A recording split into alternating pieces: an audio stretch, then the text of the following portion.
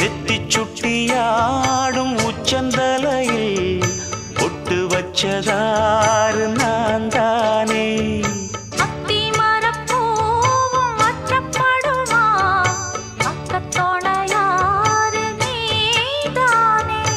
ஆசை பேச்சில் பாதி மூச்சில் லேசாதேகம் சூடேற